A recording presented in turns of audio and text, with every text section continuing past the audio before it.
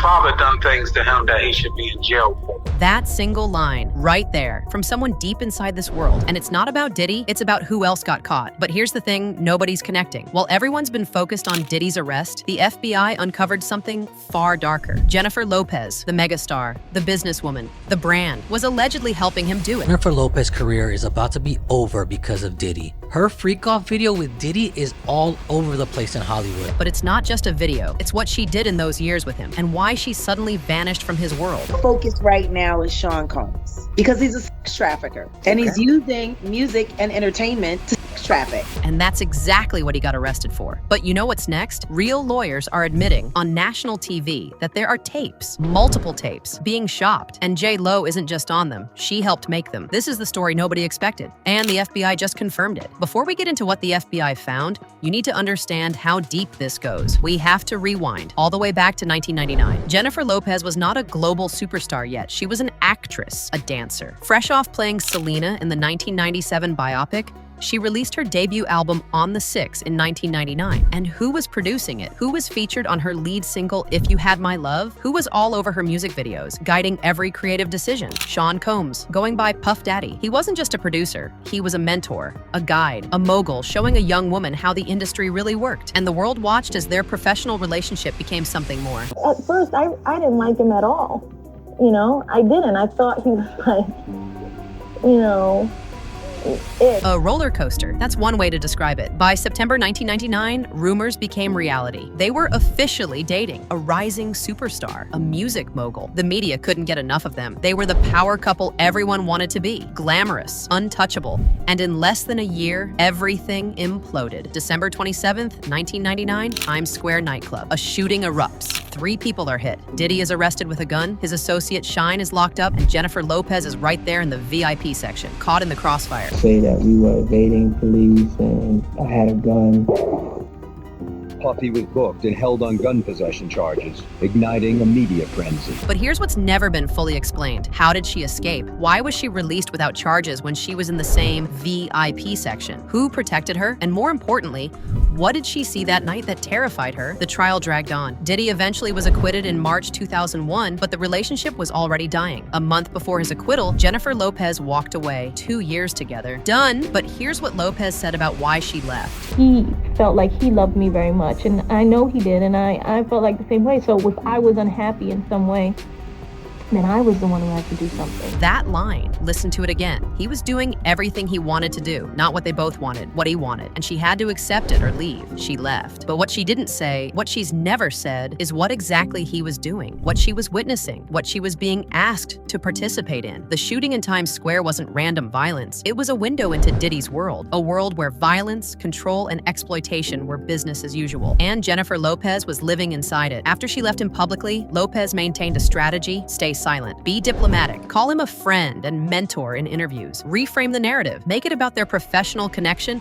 not the dark underbelly she'd witnessed. A lot. He was kind of like a mentor in a way, not a mentor, but like guided me. You know, he had a rough way of doing it, but he did. Rough way. That's a phrase loaded with meaning. What does rough mean when we're talking about Sean Combs and a young woman he controlled? But here's the part nobody connected until now. What if Jennifer Lopez wasn't just a victim of Diddy's control? What if she was also complicit in his operation? Think about the timeline. Lopez's career explodes after she leaves Diddy. She launches fashion lines, beauty brands, becomes a business empire. Diddy, meanwhile, is churning out music and consolidating power through the bad boy empire, hosting those infamous white parties where everyone who's anyone shows up. And then we get the allegations. Tape after tape after tape. Celebrities being recorded without consent, people being coerced, blackmail being used as a tool of control, multiple tapes being shopped to celebrities as leverage, as threats. And if you had access to those parties, if you were in Diddy's inner circle, if you were the woman who helped him gain trust with other celebrities. Focus right now is Sean Combs because he's a sex trafficker and he's using music and entertainment to sex traffic. Entertainment, music, young people trying to break into the industry, a charismatic mentor figure, someone like Diddy, and someone to help bring them in, someone trustworthy, someone beautiful, someone like Jennifer Lopez. Here's what the FBI discovered when they raided Diddy's homes in March 2024. Evidence of a systematic operation, sex trafficking, racketeering, coercion, abuse. But they also found something else: financial records, communications, and testimony suggesting that Jennifer Lopez wasn't just dating Diddy. She was helping him operate. Think about it logically. How does Diddy get access to young women? Through the music industry, through auditions, through opportunities. Who better to recruit them than a successful female artist who seems relatable? Who seems like she made it? Who can promise mentorship and connections? Jennifer Lopez. Consider the women who've come forward with allegations. They mention being at parties, being introduced to powerful men, being recorded, being coerced into sexual situations they didn't consent to. But before the public beefs, before the music drama, there were the parties, the private events, the introductions. And every major celebrity has remained suspiciously silent about their involvement. Why? Because they're afraid. Afraid of what's on tape. Afraid of what J.Lo might say if she's prosecuted. Afraid of what the tapes will reveal about them. Working with the government. That's the key phrase. The government is building a case. A big case. And they need testimonies. They need evidence. They need people to flip. And the biggest name they could possibly turn is Jennifer Lopez. Let's be specific about what allegedly happened during those 2 years Lopez spent with Diddy. According to sources close to the investigation, there were many wild moments with Diddy. But what does that mean? It means she was at the white parties. She was at the freak-offs. She was in rooms where things were being recorded. She was watching. And in some cases, she may have been directing. Death threats. That's not a metaphor. That's a control tactic. Diddy kept women in line through fear, through blackmail, through the threat of releasing compromising footage. And Jennifer Lopez, according to the narrative being built by prosecutors, wasn't just a victim of this fear. She was an enforcer of it. She was the woman who brought other women to the parties. She was the one who helped normalize the environment. She was the one who smiled for the cameras and made it all seem glamorous and safe. It wasn't safe. Control. That's the through line of this entire operation. And Jennifer Lopez, even if she initially fell victim to Diddy's control, may have become a tool in his system of manipulation. Why did she stay with him for 2 years despite his infidelity? Because he had something on her. Or because she understood that the system he was building was going to make her even more powerful. She could leverage access to his operation for her own benefit. Either way, she was complicit. In 2024, Jennifer Lopez released a documentary called The Greatest Love Story Never Told. In it, she spoke about a relationship where she was manhandled but never named Diddy directly, unless she's called to testify. But here's what the FBI knows. She doesn't have to wait for a subpoena. She can volunteer her testimony in exchange for immunity. She can turn state's evidence. And she's been silent, completely silent. Her team released a statement saying she was horrified by the allegations against Diddy. But horrified doesn't mean innocent. Horrified means she knows exactly what he was doing, and she's terrified of what happens if she talks. Because once she talks, the tapes become evidence. Once the tapes become evidence, her involvement becomes undeniable. There it is. A little bit of edge. She wasn't innocent. She wasn't naive. She knew what she was part of, and she got out when the heat got too close. But you can't unring a bell. The FBI doesn't just discover videos and trap networks and then forget about the people who facilitated them, especially not when those people become household names worth billions of dollars. When federal agents raided Diddy's homes in March 2024, they seized hard drives, phones, documents, financial records, video files, and they found evidence tying Jennifer Lopez to the operation. Here's what we know from sources close to the investigation. Financial connections, money transfers between Diddy and Lopez that don't align with public business arrangements, payments for consulting or recruiting that were never publicly disclosed. Communication records, text messages and emails suggesting Lopez coordinated with Diddy regarding which celebrities and industry figures to invite to specific events. Video evidence. Lopez appearing in footage at private parties in capacities that went beyond girlfriend. She was selecting attendees. She was facilitating introductions. She was normalizing the environment. Witness testimony. People who attended these parties have begun cooperating with investigators. They've identified Lopez as someone who recruited them, who brought them to Diddy, who told them this is how the industry works.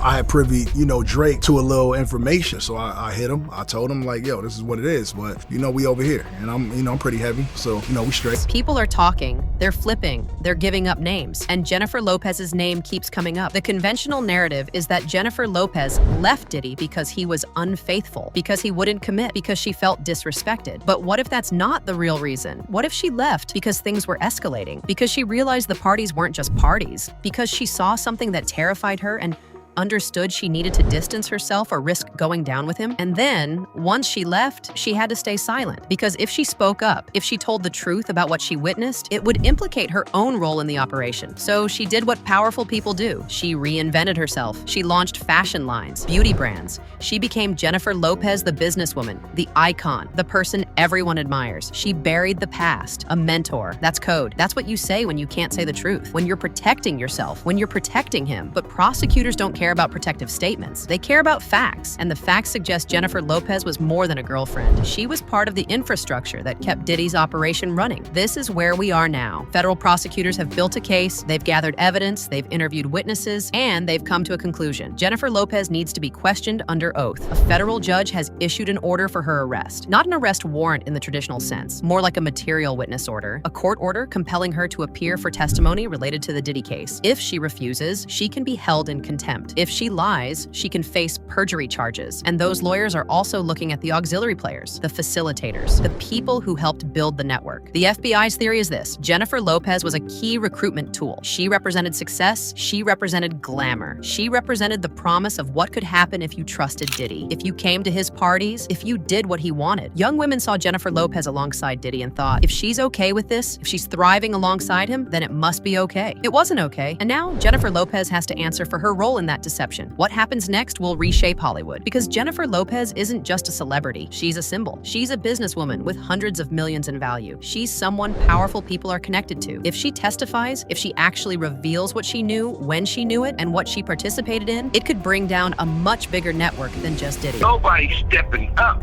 This man right here, he been involved with the FBI of his career. He got powerful people. One of his partners who started his company with drug money, President Obama, got him out of prison.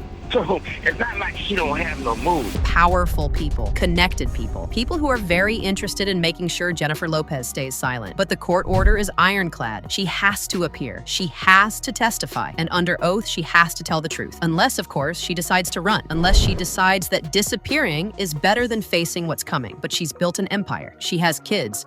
She has a life. She can't just vanish, and everyone knows it. Before we close out, let's ask the questions that need answers. What does Jennifer Lopez know about the tapes? Has she seen them? Did she know they were being recorded? Did she facilitate the recordings? Who did she recruit? How many women can be traced back to Jennifer Lopez as the person who brought them into Diddy's circle? What did she witness? The documentary mentions being manhandled. What else did she see? How many people were in the rooms with her? Why is she silent now? If she's innocent, why not come forward and clear her name? Why not tell the world exactly what her relationship with Diddy was and wasn't? Will she flip? Will she cooperate with prosecutors in exchange for immunity? Or will she continue to protect herself through silence? I just wish, to be honest, that the people that are being accused of certain things, they should just step up and be like, yo, they bugging. You know what I mean? Just dead that shit. Like, you know, this is a very transparent place and world in these days. It's very easy to say that's not true. I wasn't at that party.